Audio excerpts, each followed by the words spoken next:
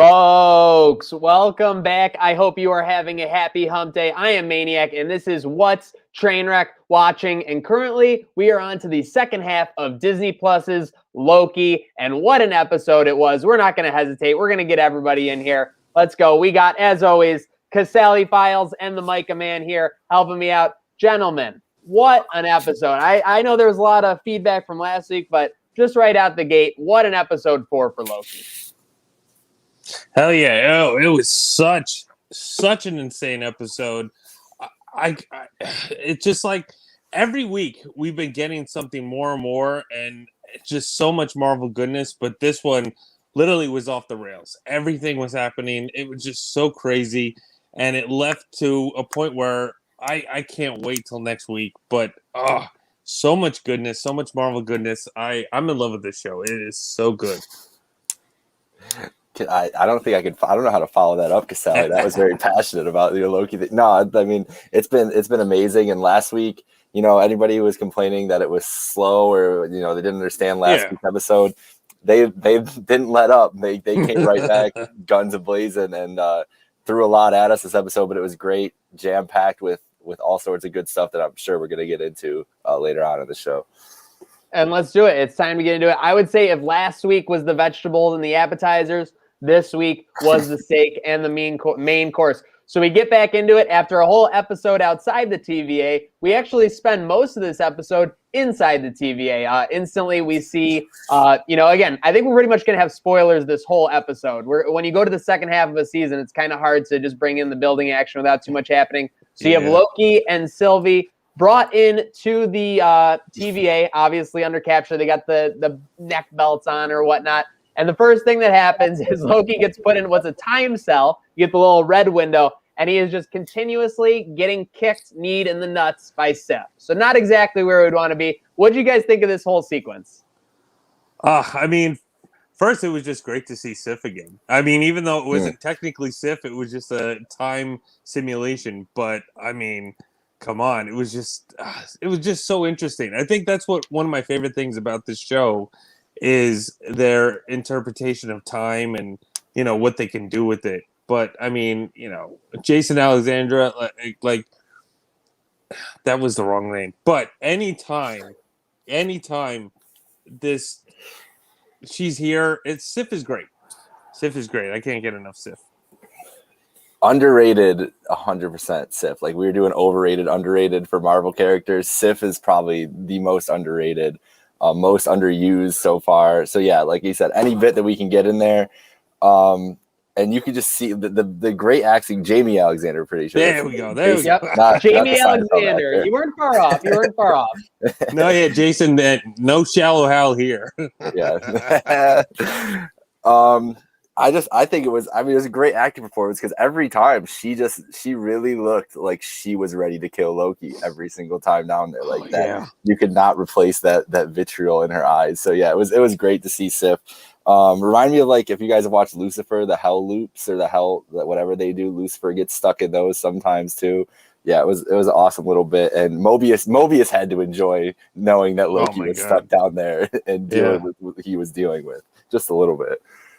No, most definitely. I'm sure Mobius was enjoying it. But that was when this episode started to turn, guys. You started to see the cracks in the TVA armor, and it started with one of their top warriors so far in this series, Hunter B-15. Hunter B-15 gets back to the TVA, and unsaid, something is not right. It's more than just a feeling, and it turns out that the enchanting by SLYVIE turned out to show her past, and they go back. And what did you think of this whole sequence? And what did you think about Hunter B-15 being the first one to crack amongst the TVA? When we're introduced to her, she is like wheeling and dealing, all business, all TVA, all the time, for all time, always. I mean, it was really emotional for me to see Hunter B-15 be the first one to kind of flip here. Well, I think that was the reason. I think she had to be the first one to actually kind of get the sense of, wait, something's different. Something's going on here. Because, I mean, in the beginning of the show, like, that's just storytelling right there. She was the prominent one. She was the one that had she wouldn't take anything from Loki, the whole situation. She meant business, and she was there dedicated to the TVA. So to have her be kind of like, like the light at the end of the tunnel, like, that something is up, to even convince Mobius even. I think that showed, great storytelling right there, because, I mean, she had to be the one, the strong character. Yeah, and I think we said in even the first episode that we knew something big was coming for her right away, and that it's good to see that pay off in the way that it did. And it just, I wonder what it's like seeing how, she went from being such a hard ass to immediately being like, nah, like I don't believe anything these people are telling me, right?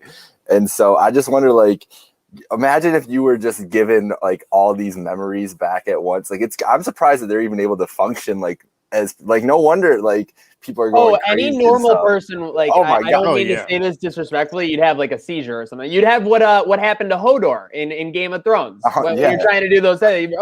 Hold the door. I'm sorry, I had to do it. It still hurts me emotionally. It does, yeah. But speaking of other references, we kind of, again, we had the Revenge of the Sith reference. We had this one, and then we had kind of before we get into the second half of the episode and super spoilers for episode 4, the Nexus event. If you could go anywhere, anytime, where would it be is the question that comes up on the timeline.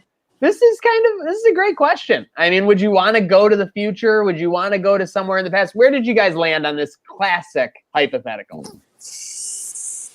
I don't know. I mean, I would love to go like between like the 70s and 80s or something like that. I'm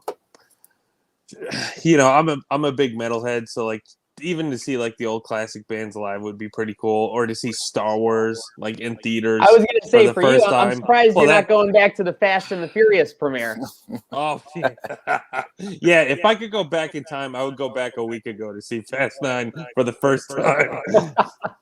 but no, honestly, yeah, I don't know. I've always kind of thought about that. Micah, where would you port yourself to through one of those doors if you could? Right now, what's coming into my head is like one of the 90s summer jams in New York City. I just feel like going to like one of those kind of like big music festivals, like especially back in the 90s, 80s, around those times would have just been a crazy time. So that's what I'm picking today. I'm feeling like raging out at a festival, apparently. You're talking about, you guys, I wasn't even thinking about it, but Live Aid. You're talking about all the people that perform there and everything. Man. That event, that would be sick to go to. What was that, the 80s? Mm-hmm.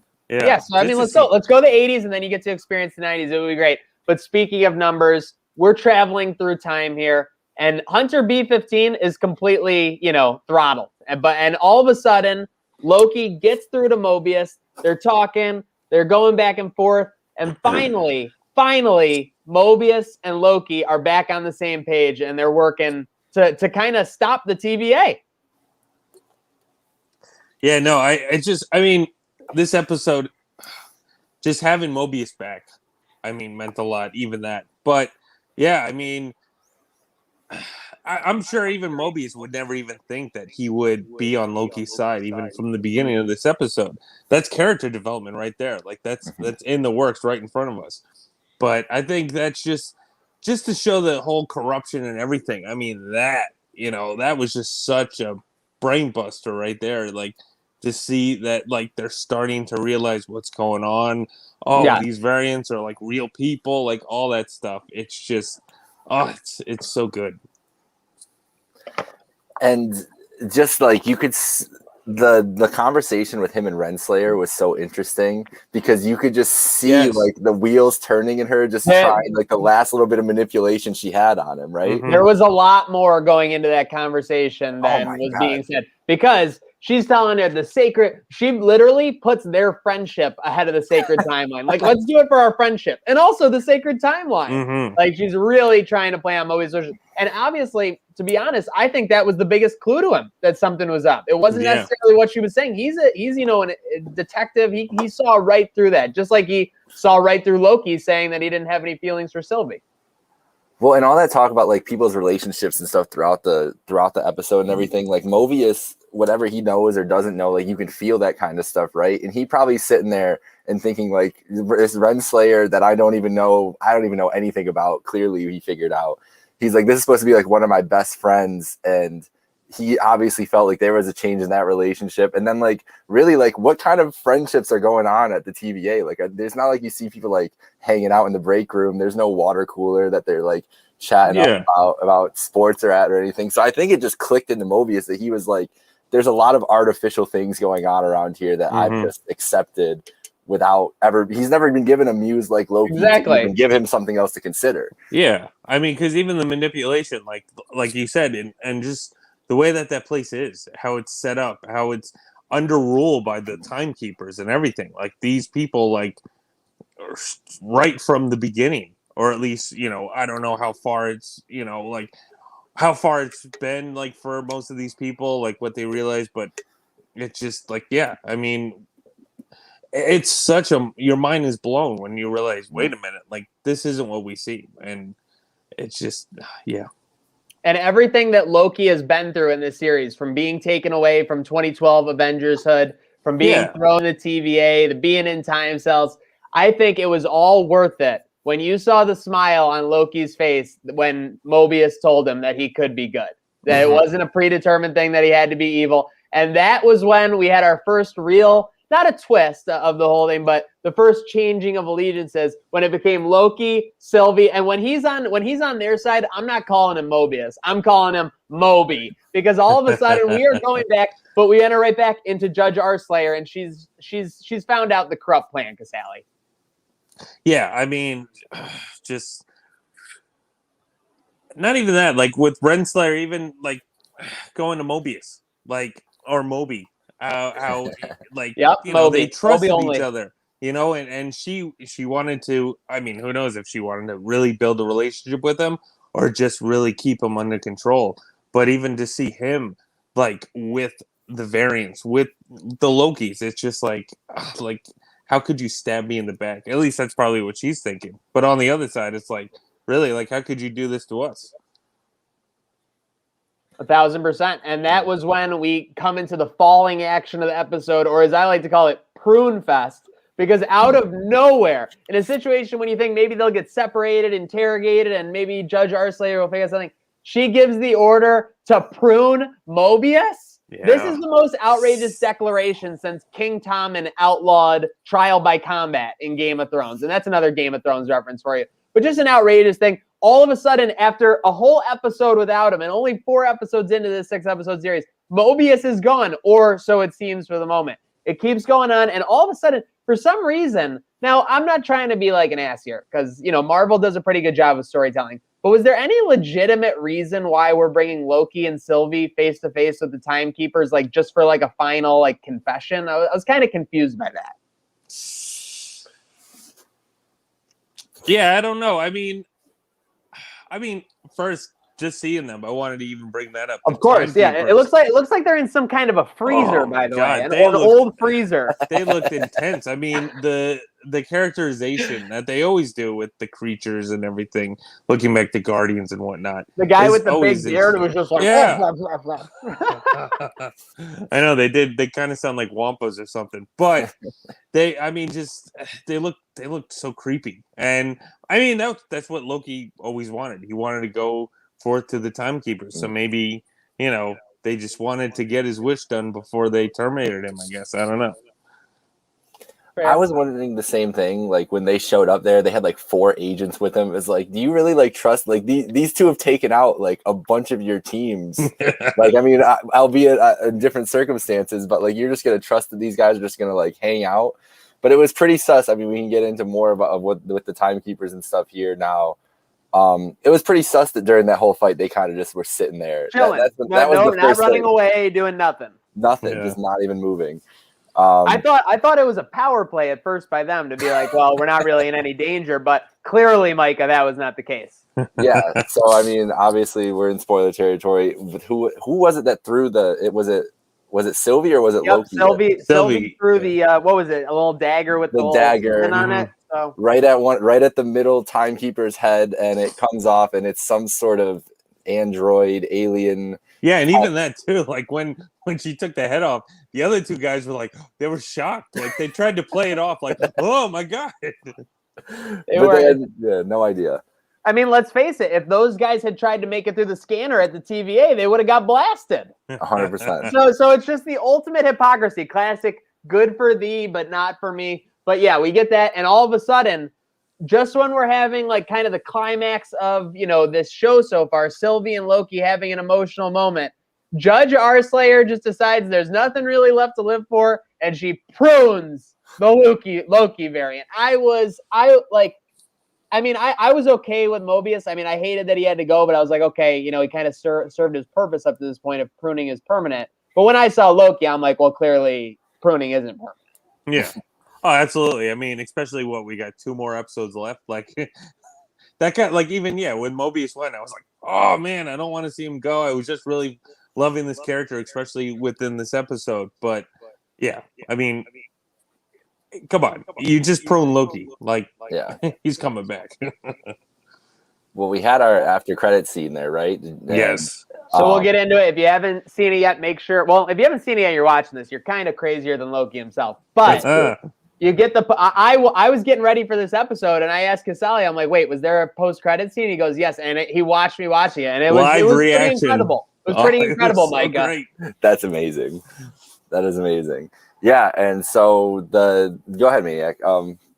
Set it up for us. No, I got you. So we're watching, and I'm wondering if I should recognize the voice. It sounded kind of familiar, but then they flipped the camera, and I described it as to Casali. I go, it looked like 3 really terrible costumes at a cosplay event for Loki, and that was the signal. Like, there are other Lokis. He got pruned into Lokiville, so really incredible, and really opens up where this show can go with 2 episodes remaining, and obviously the multiverse of madness well on its way. Yeah, and not even that too. I mean, because one of the Lokis or whoever those characters are in the post-credit scene was actually played by Richard E. Grant. Now, Richard E. Grant, he's been, an actor. He's been in a bunch of things. But as far as Disney side goes, he was one of the new generals in The Rise of Skywalker.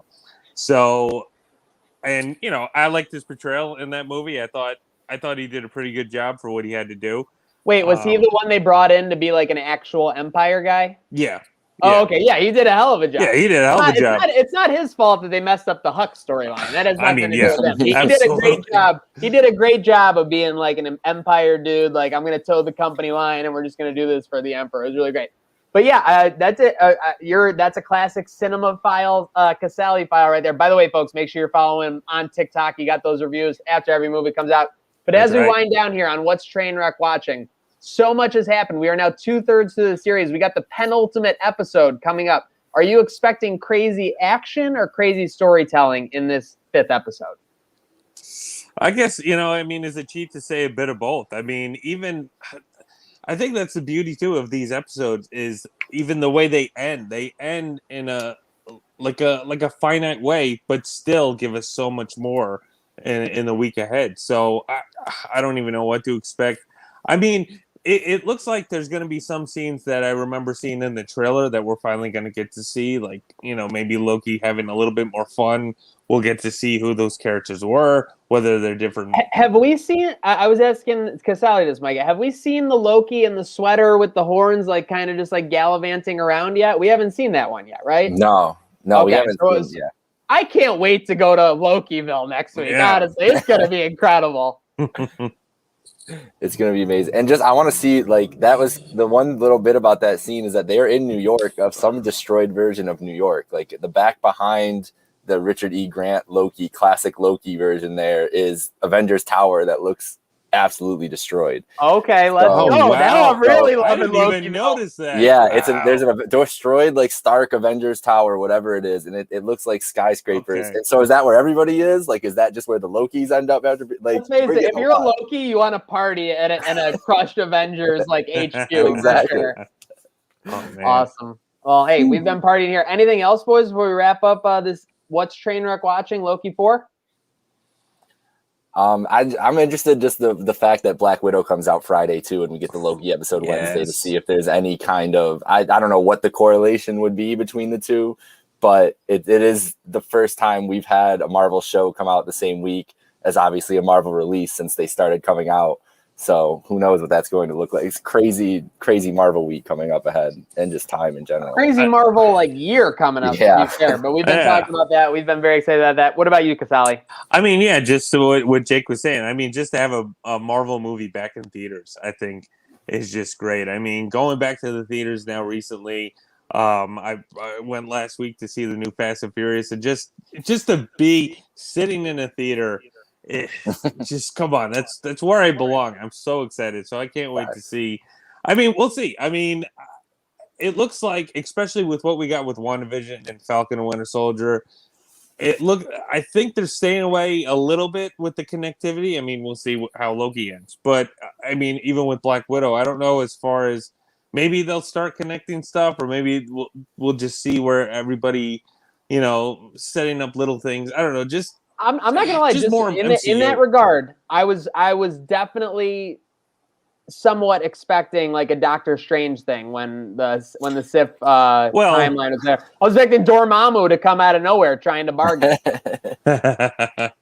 Well, now I mean, I think Disney even last week they just like released like something saying that they changed like the ending of WandaVision, and they put like a little sliver of Doctor Strange in or something. We have to do a breakdown of that, because I saw one that said it was editing based on the cabin. I saw one that said it was Doctor Strange. I saw one that said it was Vision.